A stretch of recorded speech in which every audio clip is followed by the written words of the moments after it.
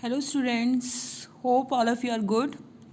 And in the last class, we study about the pre-fertilization events in the male reproductive part of flower. And today we are going to study about the pre-fertilization event in the female reproductive parts of flower. So today we are going to study about the pistil, megasporangium and embryo sac, which are the structure of the female reproductive part of a flower. So let's start. अभी तक मैंने तुम लोगों को बताया कि androecium किसको represent करता है, male part of a flower, और गाइनोशियम किसको रिप्रेजेंट करता है, female part of a flower. ठीक है. अब गाइनोशियम कंसिस्ट क्या करेगा, हमारा पिस्टल. जो गाइनोशियम है कंसिस्ट ऑफ अ पिस्टल, और एक फ्लावर के अंदर सिंगल पिस्टल भी हो सकती है और एक से ज़्यादा पिस्टल भी हो सकती है. अगर फ्लावर के अंदर सिंगल पिस्टल होगी उस कंडीशन को हम कौन सी कंडीशन बोलेंगे, मोनोकार्पलरी. और अगर एक फ्लावर के अंदर एक से ज़्यादा पिस्टल्स होंगी उस कंडीशन को हम क्या बोलेंगे, मल्टी कार्पिलरी. ठीक है. अब हमारा नेक्स्ट है कि ये मल्टी कार्पिलरी कंडीशन भी, इसमें भी दो तरीके के फ्लावर्स हो सकते हैं मल्टी कार्पिलरी में भी. ठीक है. एक वो फ्लावर्स जिसमें सारी की सारी कार्पल्स या पिस्टल एक दूसरे से फ्यूज्ड है, वो आपस में चिपक गई हैं और उस चिपक के या फ्यूज्ड होके उसने एक ही स्ट्रक्चर बना दिया है. ऐसे फ्लावर में कौन सी कंडीशन होती है, हमारी सिनकार्पस कंडीशन. और अगर हमारे फ्लावर के अंदर जो पिस्टल्स हैं या कार्पस हैं वो आपस में फ्यूज़ नहीं हुई हैं, और फ्यूज़ नहीं हुई हैं बल्कि वो अलग अलग हैं. ठीक है. एक कार्पल हमें अलग से दिखाई दे रही है, दूसरी कार्पल हमें अलग से दिखाई दे रही है, तीसरी ऐसे सो ऑन कार्पस हमें अलग से दिखाई दे रही हैं. तो दिस कंडीशन को हम क्या बोलेंगे, एपोकार्पस. ठीक है. तो फ्लावर में मोनोकार्पिलरी कंडीशन हो सकती है, मल्टी कार्पिलरी, एंड मल्टी कार्पिलरी में भी ये कंडीशन हो सकती है कि सारी की सारी कार्पस आपस में फ्यूज्ड होंगी तो उस कंडीशन को हम बोलेंगे सिनकार्पस. और अगर वो फ्री होंगी, आपस में फ्यूज नहीं होंगी, उस कंडीशन को हम क्या बोलेंगे, एपोकार्पस. ठीक है. अब नेक्स्ट हम पढ़ते हैं, हमें तो ये तो पता है कि भाई मैंने अभी बता दिया कि फीमेल रिप्रोडक्टिव पार्ट में कंसिस्ट ऑफ अ पिस्टल. अब हम पिस्टल के बारे में पढ़ते हैं. ऑलरेडी मैं कई बार बता चुकी हूँ तुम लोगों को कि पिस्टल के हमारे 3 पार्ट होते हैं. स्टिग्मा पे क्या होता है, जैसे ही मैच्योर एंथर का डिसेंस हुआ, डिसेंस होने के बाद पॉलन ग्रेन क्या हुए, रिलीज हुए, and after the releasing of the pollen grain landed on the stigma for the fertilization के लिए. ठीक है. तो हम क्या भी बोलते हैं स्टिग्मा को कि stigma is a landing platform for the pollen grains, और इसी स्टिग्मा के ऊपर पॉलन ग्रेन्स जर्मिनेट होते हैं और किसका फॉर्मेशन करते हैं, पॉलन ट्यूब का. फिर हमने ये स्टिग्मा के बाद ये जो ट्यूब लाइक स्ट्रक्चर है बीनीथ द ओवरीज को क्या बोलते हैं हम, स्टाइल. ठीक है. और फिर जो लास्ट में ये जो बल्जिड पोर्शन है, ठीक है, लास्ट जो टर्मिनल बल्जिड पोर्शन है पिस्टल का, उसको मैं क्या बोल रही हूँ, ओवरी. ठीक है. अब ओवरी के अंदर देखो ये पूरी की पूरी जो मैंने रेड बनाया है, इसके अंदर जो कैविटी है उसको मैं क्या बोलूँगी, ओवेरियन कैविटी. ठीक है. अब ओवेरियन कैविटी के अंदर क्या है, ये स्ट्रक्चर जो है उसको मैं क्या बोलूँगी, ओव्यूल. ठीक है. तो ओवरी के अंदर ओवेरियन कैविटी के अंदर क्या होगा, हमारा ओव्यूल, और ओव्यूल के हमारे 2 नाम हैं. ठीक है. ओव्यूल को मैं क्या भी बोल सकती हूँ, मेगास्पोरेंजिया. जैसे हमने एंथर में 4 माइक्रोस्पोरेंजिया पढ़े थे, तो ओव्यूल को हम क्या नाम से भी बोल सकते हैं, या तो ओव्यूल बोल दो या क्या बोल दो, मेगास्पोरेंजिया. अब ये देख रहे हो, ये ओवेरियन कैविटी में ये जो ओव्यूल है ये ओवरी की वॉल से अटैच्ड है. ठीक है. ओवेरियन कैविटी में अटैच्ड है ना ओवरी की वॉल से. ठीक है. तो इस अटैचमेंट ऑफ ओव्यूल, ठीक है, attachment of ovule to the ovary wall, इसको मैं क्या बोलूँगी, प्लेसेंटेशन. या हम ये भी बोल सकते हैं कि ओव्यूल किस तरीके से ओवेरियन कैविटी में अटैच्ड हैं, that condition is called the placentation. ये ऑलरेडी तुम लोग morphology in flowering plants class 11 के चैप्टर में पढ़ चुके हो. ठीक है. तो अभी मैंने ये तुम लोगों को बता दिया, stigma is a landing platform for the pollen grains, style is a elongated slender part beneath the ovary, और ovary is the bulged part of the pistil. अभी मैंने तुम लोगों को बताया कि ओवरी के अंदर क्या होते हैं, हमारे ओव्यूल होते हैं। अब ओवरी के अंदर हमारा एक ओव्यूल भी प्रेजेंट हो सकता है या एक से ज़्यादा ओव्यूल भी प्रेजेंट हो सकते हैं, ठीक है। तो ये जो वन ओव्यूल के एग्जाम्पल हैं जैसे वीट, ठीक है, पैडी और मैंगो, जो प्लांट हैं जो इनके फ्लावर के अंदर जो ओवरी होती है, ओवरी के अंदर सिर्फ एक ही ओव्यूल प्रेजेंट होता है। और पपाया, वाटरमेलन एंड ऑर्किड में ओवरी के अंदर एक से ज़्यादा ओव्यूल प्रेजेंट होते हैं। तो ये इम्पॉर्टेंट एग्जाम्पल्स हैं, नीट में बहुत बार पूछे जाते हैं और इसीलिए तुम्हें ये जो एग्जाम्पल हैं बिल्कुल याद होने चाहिए, ठीक है। अब नेक्स्ट हम चलते हैं, ये रहा,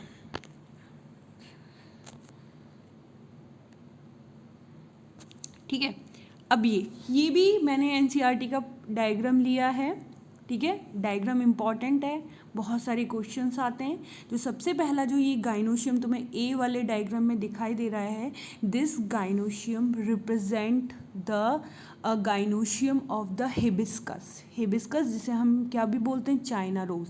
तो ये किसका गाइनोशियम है, चाइना रोज का। इसके अंदर ये हमारी क्या होगी, ये वाला स्ट्रक्चर है ओवरी, और ये हमारा स्टाइल है, और ये हमारी क्या है, स्टिग्मा, ठीक है। तो ये हमारी स्टिग्मा है, ठीक है। तो ये जो हम देख रहे हैं, ये एक स्टिग्मा, ये दूसरी स्टिग्मा, ये तीसरी स्टिग्मा, ये चौथी स्टिग्मा, ये पांचवी स्टिग्मा, ये पूरे के पूरे इनके स्टाइल क्या है, फ्यूज्ड हैं। ओवरी भी क्या है, फ्यूज्ड हैं। तो ये जो गाइनोशियम होता है किसके अंदर, हिबिस्कस के अंदर, उसके अंदर कौन सी कंडीशन होती है, एक तो पहली कंडीशन मल्टी कार्पिलरी। मल्टी कार्पिलरी क्यों, क्योंकि उसमें एक से ज़्यादा क्या है, कार्पल्स हैं या पिस्टल्स हैं। दूसरा, ये जो कार्पस और पिस्टल्स आपस में क्या है, फ्यूज्ड हैं, और फ्यूज्ड कंडीशन को हम क्या बोल रहे हैं, सिन कार्पस। तो अगर तुमसे ये पूछा जाए कि हिबिस्कस के फ्लावर में कौन सी कंडीशन होती है, तो तुम लोगों को क्या बताना पड़ेगा, एक तो मल्टी कार्पिलरी, सिन कार्पस, ठीक है। अब फिर इसके बाद हमारा जो दूसरा डायग्राम है, ये दूसरा डायग्राम है, ये पपावर सोमनीफेरम, ठीक है। ये पपावर सोमनीफेरम का है। इसमें भी देखो, ये ओवरी, सिन कार्पस ओवरी, सारे जो ओवरी फ्यूज्ड हैं, ठीक है। और स्टिग्मा भी आपस में क्या है, फ्यूज्ड हैं। तो इस जो पपावर सोमनीफेरम में भी कौन सी कंडीशन प्रेजेंट है हमारी, multicarpellary and syncarpous pistils, ठीक है। फिर इसके बाद तीसरी कंडीशन, अब हम मल्टी कार्पिलरी एंड एपोकार्पस, पता है ना, multicarpellary means having more than one pistil और कार्पल, और आपस में अगर ये फ्यूज्ड नहीं है तो इस कंडीशन को मैं क्या बोलूंगी, हम एपोकार्पस, ठीक है। अब ये देख रहे हैं हम, यहाँ हमने देखा कि इसकी ये बहुत सारी कार्पल्स हैं, 3 4 5, ये सारी कार्पल्स क्या है, ये सारी कार्पल्स क्या है, आपस में फ्यूज नहीं है। तो ऐसा माइशीलिया प्लांट होता है जिसमें multicarpellary and apocarpous condition present होती है। तो ये हमारा स्ट्रक्चर है पूरा का पूरा। अब ये नेक्स्ट स्ट्रक्चर जो है, इसमें जो डी डायग्राम बना हुआ है, that is the structure of the ovule. इसे अभी हम थोड़ी देर में डिटेल में पढ़ेंगे। तो इससे पहले मैं तुम लोगों को ओव्यूल का स्ट्रक्चर बता देती हूँ। ओव्यूल को हम क्या भी बोलते हैं, मेगास्पोरेंजियम, ठीक है। अब सपोज अगर तुमसे कोई पूछे कि एक ओवरी के अंदर कितने मेगास्पोरेंजियम होंगे, ठीक है। जैसे मैं एग्जांपल दे देती हूँ अभी वीट के अंदर, ठीक है। तो क्या बोलोगे तुम, कितने होने चाहिए, सोच के बताना, पर मैं फिर भी एक्सप्लेन कर देती हूँ। मैंने अभी तुम लोगों को बताया कि जो वीट प्लांट था, वीट प्लांट के अंदर क्या था, वीट प्लांट के अंदर ओवरी के अंदर क्या है, ओव्यूल है। तो हम क्या कह सकते हैं कि उस वीट प्लांट में एक ओवरी के अंदर एक ही क्या प्रेजेंट होगा, मेगास्पोरेंजियम, ठीक है। अब मेगास्पोरेंजियम के बारे में हम पढ़ते हैं। देखो सबसे पहले मैं ऐसे स्टार्ट करती हूँ। तो जो मैंने तुम लोगों को इस तरीके का स्ट्रक्चर बना के दिखा रखा है, इसको मैंने क्या बोल दिया, एम्ब्रियो सैक, ठीक है। ये पूरा स्ट्रक्चर, ये जो है ये क्या है, एम्ब्रियो सैक। फिर एम्ब्रियो सैक, अभी हम आगे पूरा एम्ब्रियो सैक के बारे में पढ़ेंगे। अभी बस तुम इतना याद रखो कि इस एम्ब्रियो सैक के अंदर किसका फॉर्मेशन होगा, मेगास्पोर्स का, ठीक है। किसका फॉर्मेशन होगा, मेगास्पोर्स का, ठीक है। बाद में ये जो मेगास्पोर्स से हमें बहुत सारे एग सेल्स भी मिलेंगे, एंटीपोडल्स और सिनर्जिड। अभी उसके बारे में मैं एक्सप्लेन बाद में करूँगी। बस अब तुम यही समझो कि जो ये वाला स्ट्रक्चर है, that is called embryo sac. फिर इसके बाद मैंने ये इस तरीके का स्ट्रक्चर बनाया हुआ है। ये जो पूरा है इसको मैं क्या बोलूँगी, न्यूसिलस। ठीक है, न्यूसिलस क्या होता है, nucellus consist of a mass of cells, बहुत सारी सेल्स से बना हुआ होता है और इन सेल्स के अंदर बहुत सारा फूड मटेरियल को ये सेल्स क्या करके रखते हैं, रिजर्व्ड करके रखते हैं। तो न्यूसिलस का बेसिकली जो रोल होगा वो किस में होगा, न्यूट्रिशन में। जैसे कि जब हमने किसके बारे में पढ़ा था, हमने वहाँ एंडोशियम में पढ़ा था कि जो माइक्रोस्पोरेंजियम था, ठीक है, उसमें जो माइक्रोस्पोरेंजियम की जो सबसे इनर वॉल थी वो क्या थी, टैपेटम भी क्या कर रही थी, फूड मटेरियल को क्या कर रही थी, स्टोर कर रही थी, जिससे वो किसको न्यूट्रिशन प्रोवाइड कर सके, डेवलपिंग पोलन ग्रेन को। तो सेम कंडीशन भी यही होने वाली है। तो देखो ये वाला स्ट्रक्चर अभी हम इसे डिटेल में पढ़ेंगे।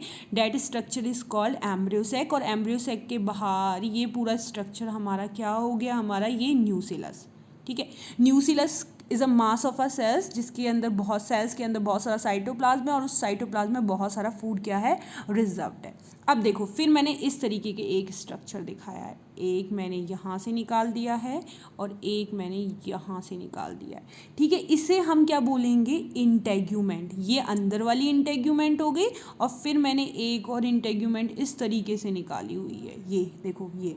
तो ये वाली इंटेग्यूमेंट हो गई मेरी अंदर वाली और ये पूरी इंटेग्यूमेंट हो गई यहाँ से लेके हमारी आउटर इंटेग्यूमेंट। तो ये वाला हो गया हमारा, फिर से देखो, ये वाला हो गया हमारा आउटर इंटेग्यूमेंट, ये वाला हो गया इनर इंटेग्यूमेंट, ये वाला हो गया न्यूसिलस और ये स्ट्रक्चर हो गया हमारा एम्ब्रियोसेक। और ऐसे ही यहाँ ये वाला हो गया इनर इंटेग्यूमेंट और ये वाला हो गया हमारा आउटर इंटेग्यूमेंट।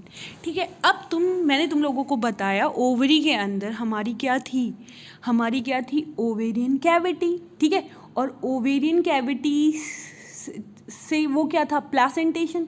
ठीक है, ओवेरियन कैविटी से किस तरीके का अटैचमेंट था, the attachment of the ovules to the ovarian cavity, उसको मैंने क्या बोला था, प्लासेंटेशन। तो ये जो स्ट्रक्चर है date is called placentation.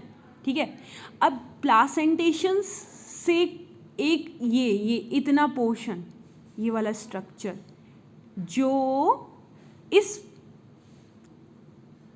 Placenta से किसको कनेक्ट कर रहा है, ओव्यूल को, इस स्ट्रक्चर को मैंने क्या बोल दिया, फ्यूनिकल। तो फ्यूनिकल क्या है, वो स्ट्रक्चर है जो ओव्यूल को किससे कनेक्ट करेगा, प्लेसेंटा से कनेक्ट करेगा, उसे मैंने बोल दिया फ्यूनिकल।